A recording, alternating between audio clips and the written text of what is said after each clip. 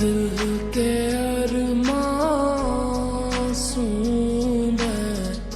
কষ্ট করতে পারবো না।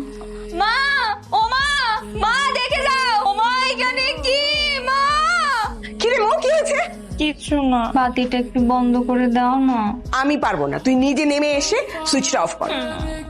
আমারই এখন বন্ধ করানো।